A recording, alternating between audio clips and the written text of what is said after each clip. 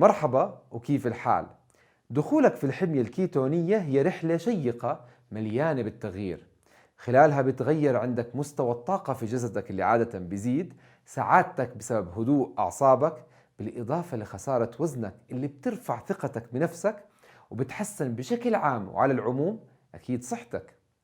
لما أنت بتدخل في الحمية الكيتونية العلاجية واللي تعتبر من أكثر الحميات إثارة للجدل، بهمك أنك تعرف وتفهم إيش هي الفحوصات الطبية المخبرية اللي بتتأثر بدخولك في هذه الحمية، حتى تكون واثق وتدحض الشك باليقين أنه أنت ماشي على الطريق الصحيح، وما تسمح بالمجال لأي حدا بيدعي فهمه بالتغذية أو فهمه بالحمية الكيتونية يخوفك من هذه الحمية الصحية اللي أدت إيجابا على كل جوانب صحتك. من خلال هذه الفحوصات بتقدر تراقب اتجاه صحتك وبترسم خارطة الطريق اللي بتضمن توجهك بالحمية نحو الاتجاه الصحيح. عشان هيك بحلقتنا لليوم رح نتحدث عن أهم الفحوصات المخبرية وتأثيرها اللي بتتأثر لما أنت بتلتزم بالحميات الكيتونية. في بداية حلقتنا لليوم أنت عمالك بتحضر صحة بلس مع سمارة، وراجعين بعد الفاصل.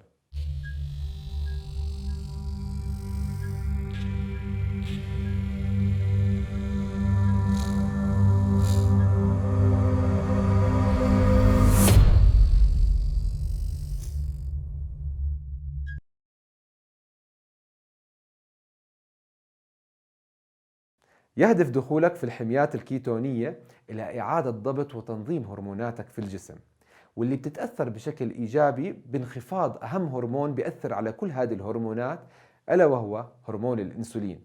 فبانخفاض هرمون الأنسولين بتقل مقاومة الأنسولين، وبالتالي بنخفض قراءات السكر في الدم وبتصير أكثر انتظاما، الإشي اللي بينعكس إيجابا على انخفاض ونزول وزنك إلى الوزن المثالي. والأهم من هذا كله أنه بتتخلص من أمراض مزمنة كانت رفيقة الدرب وما إلها حل غير حميتك الكيتونية.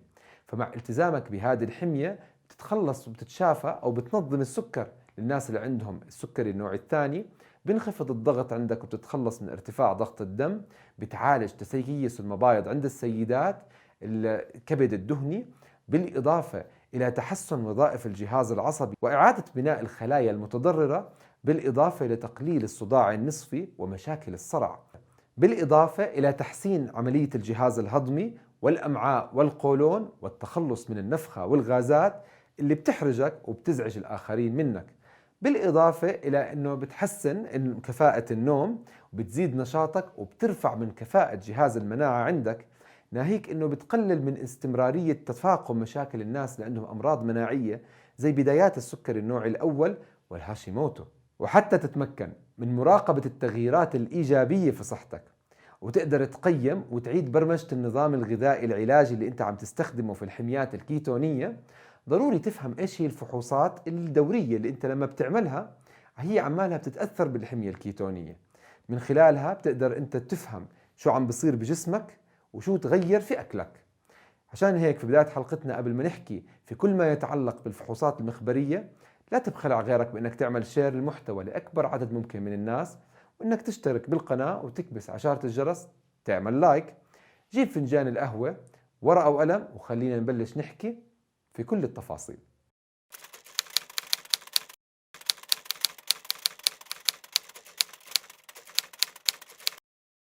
معلومة على الهامش: عادة ما تقوم السيدات باستهلاك مكمل الزنك لحل مشكلة تساقط الشعر دون اللجوء إلى الطبيب أو الفحوص المخبرية لمعرفة سبب التساقط أساساً. ويؤدي استهلاك الزنك بشكل عام إلى انخفاض مخزون الحديد، فإذا كان سبب التساقط من الأساس هو انخفاض الحديد فهذه كارثة، من خلاله بتزداد عندها تساقط الشعر وبتتفاقم مشاكلها. فما بصير ناخذ المكملات على مبدأ اللي ما بفيد ما بضر. أول وأهم الفحوصات المرتبطة بالتزامك بالحميات الكيتونية هي الفحوصات المرتبطة بمقاومة الأنسولين والسكر في الدم.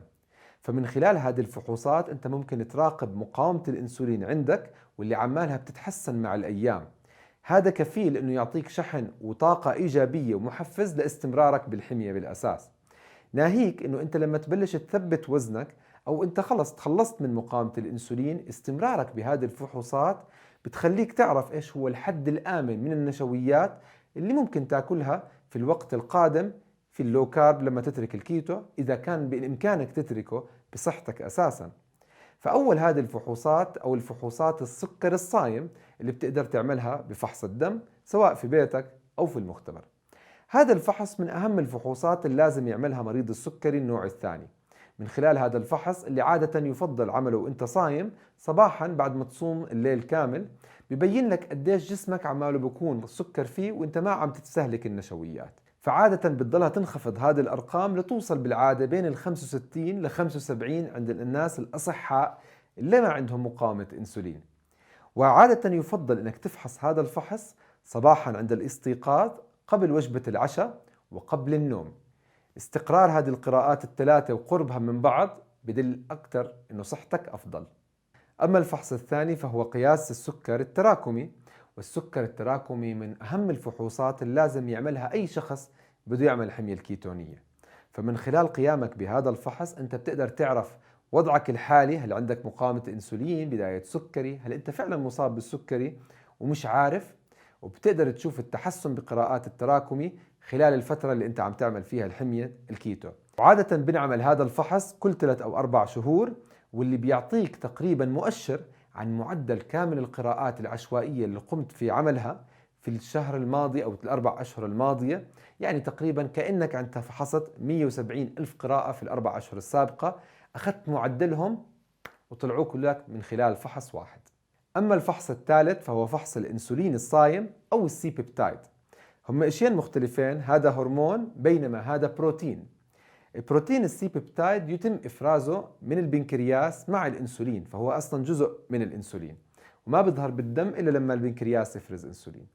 على كل هذا الفحص ممتاز جدا للأشخاص اللي عندهم سكري النوع الأول أو الأشخاص اللي عندهم السكري الثاني وصار لهم زمان مصابين بالسكري النوع الثاني وبجوز وصلوا لمرحلة أنهم ياخذوا أنسولين. من خلال هذا الفحص أنت ممكن تتكهن بصحة البنكرياس وصحة خلاياه، خصوصا خلايا بيتا، أو أنك تعرف أنه إيش مقاومة الأنسولين وضعها عندك في الجسم. فعادة الأشخاص اللي عندهم بنكرياس متهالك وخلايا بيتا ما بتشتغل بكل طاقتها بكون الأنسولين منخفض، رغم أنه السكر مرتفع في الدم، ما بتناسبوا الاثنين مع بعض. إذا كان العكس أنه مقاومة الأنسولين عالية بكون عندنا البنكرياس إفرازه عالي لكن السكر منخفض نسبة لكمية الأنسولين الموجود في الدورة الدموية. عادة الأشخاص الطبيعيين اللي ما بيعانوا من مقاومة أنسولين أو مشاكل في البنكرياس بكون عندهم الأنسولين الصايم والسكر الصايم كلاهما منخفض القراءة. أما الفحص الرابع وهو فحص الهومو اي ار، واللي هو عبارة عن فحصين مختلفين نربطهم مع بعض بمعادلة رياضية. هذا الفحص متخصص بالفحص أو كشف عن مقاومة الأنسولين. فمن خلال فحصك للسكر الصايم في الدم بالإضافة للأنسولين الصايم في الدم وضربهم مع بعض وقسمتهم على معامل بيعتمد على الوحدة، بيطلع عنا رقم. إذا كان هذا الرقم أقل من 1 فأنت ما عندك مقاومة أنسولين، إذا كان أكثر من 2.9 فأنت بتعاني من مقاومة الأنسولين والسكري.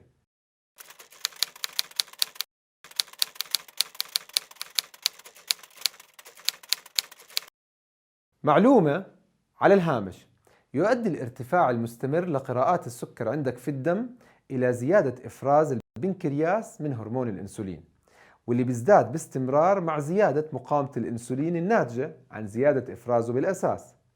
مع زيادة مقاومة الأنسولين في البنكرياس عندك رح يزداد الجهد على البنكرياس اللي عم بفرز كمان عشان يعمل نفس الغرض بتخفيض السكر في الدم. للأسف استمرار هذه الظاهرة بالزيادة بتوصل لمرحلة أنه بتتضخم خلايا بيتا اللي في البنكرياس، الإشي اللي بيؤدي إلى فقدانها القدرة على ضخ المزيد، وبتبلش بعد فترة تتعب وتنحرق بالتدريج.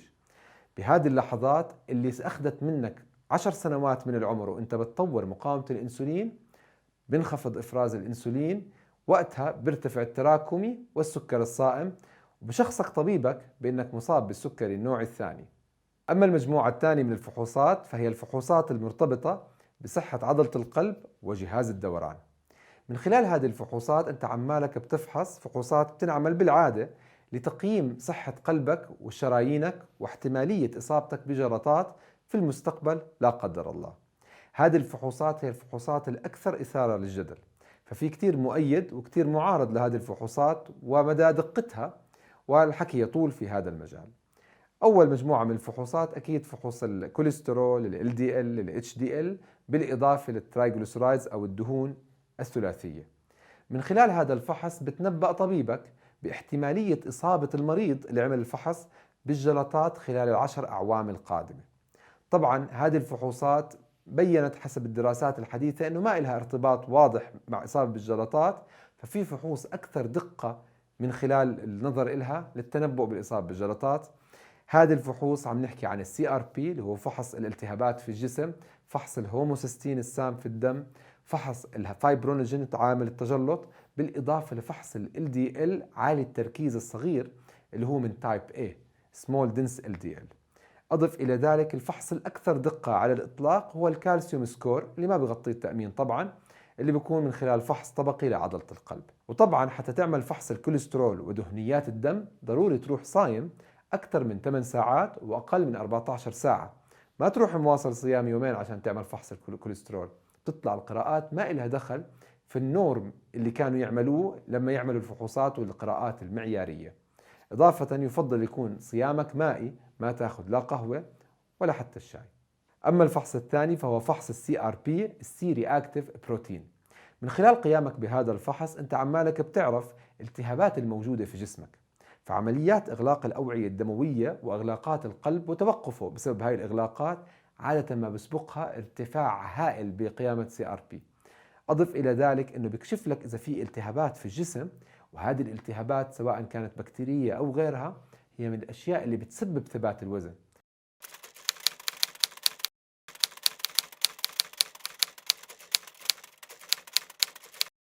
معلومة على الهامش، في كتير مؤشرات أهم من فحص الكوليسترول أو فحص ال LDL اللي بسموه الكوليسترول الضار.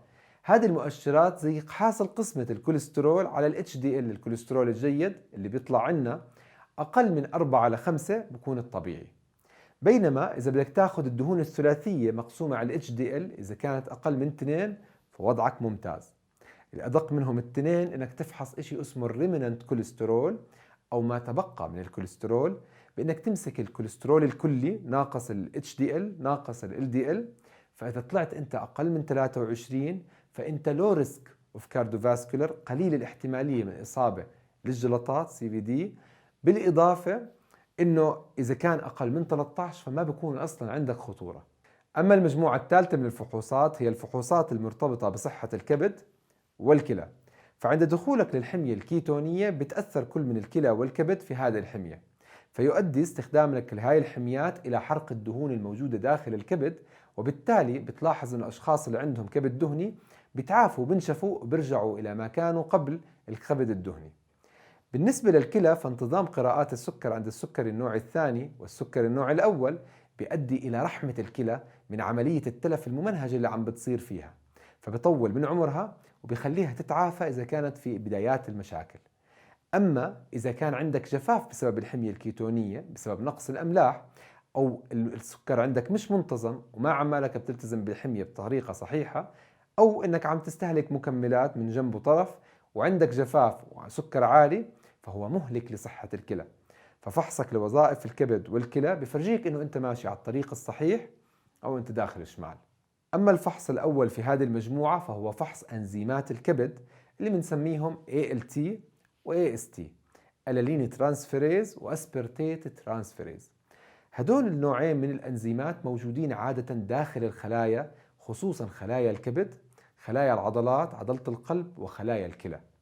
لما يكون عندك كبد دهني عادة هذه الخلايا بتبلش تتلف وبتتفجر، فبدايتها بيظهر عندنا ال ALT اللي بيكون موجود في السائل الخلوي للخلية. لكن مع زيادة الوضع سوءا بيزدايد عندك ال AST اللي بيكون داخل الميتوكوندريا. مع زيادة سوء الحالة الصحية لكبدك بتزداد هذه الأنزيمات في الدم اللي المفروض أصلا داخل الخلايا، فبالتزامك بالحمية الكيتونية ببلشوا الأنزيمين هدول بالانخفاض، الإشي اللي بيدل على صحتك وتحسن صحتك وعافيتك.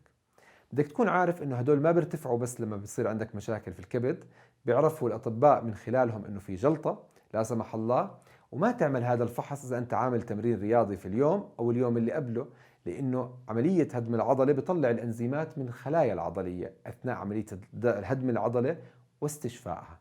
فضروري تعمل الفحص وتكون مرتاح حتى تعرف بالضبط شو صاير داخل الكبد عندك. أما الفحص الثاني وهو فحص الكرياتينين، اللي هي تعد مادة سامة بتتراكم في الدم واللي بتزداد بزيادة الكتلة العضلية عند الأشخاص الأصحاء، لكن لوجود الكلى بكفاءة بتخلص من هذه المادة أول بأول. عادة لما تظهر ارتفاع في قيم الكرياتينين ببين لما يصير في عندنا مشاكل في النفرونات داخل الكلية، وبتظهر بقيم عالية لما توصل الكلية إنه 50% من النفرونات تم تضريره. لما تكون عم تعمل نشاط رياضي عادة هدم الزيادة في العضلات بيرفع قيم الكرياتينين، لكن قيم الكرياتينين الطبيعية عادة بتكون بين ال 0.6 لل 1.2 عند الأشخاص الأصحاء. أما الفحص الثالث وهو فحص اليوريك أسيد، وبيقوم من خلاله المعمل بقياس كمية اليوريك أسيد الموجودة داخل الدورة الدموية. اليوريك أسيد هو مادة نتيجة أيض البيورين، المادة الكيميائية بيورين، والموجودة بكثرة داخل الكبدة، اللحوم الحمراء، سمك السردين والبقوليات. بالإضافة إنها موجودة في جسم الإنسان، فأيضها بيؤدي لإنتاج معظم اليوريك أسيد في الجسم. يؤدي دخولك في الحمية الكيتونية بشكل عام إلى زيادة اليوريك أسيد وارتفاعه في الدورة الدموية، وهذا طبيعي طالما ما صار في عندك آلام ومشاكل في المفاصل. فزيادة اليوريك أسيد في الدورة الدموية وزيادتها أكثر من قدرة الكلى على تصريفها بيؤدي لتراكمها على شكل بلورات في المفاصل، واللي بتلتهب وبتعمل عندك أعراض النقرس. عادة الارتفاع العالي في اليوريك أسيد بيكون بسبب زيادة الإفراط في تناول اللحوم، وتحديدا اللحوم الحمراء، أو المبالغة في الصيام، أو كلاهما معا. وبنهاية حلقتنا لليوم، إذا شفت المعلومات اللي بالفيديو مفيدة أكيد لا تبخل لغيرك بالشير، فنشر المعلومة أكيد خير، وإذا كانت العلم نشره. وما تبخل على حالك بأنك تنضم للقناة أو تكبس على إشارة الجرس حتى تجيك أول بأول إشعارات كل ما يخطر على بالي فكرة مفيدة لك. وما تبخل علينا بأنك تعملنا لايك، فإحنا بتشجيعك بنستمر. وبدعوكم تنضموا لعالمنا الرائع على الفيسبوك، عالم سمارة كيتو أند فاستنج بلانت، وبتقدروا تتابعوني على الانستغرام والسناب شات. بشوفكم إن شاء الله في الحلقات الجاي، وبأمان الله، مع السلامة، باي.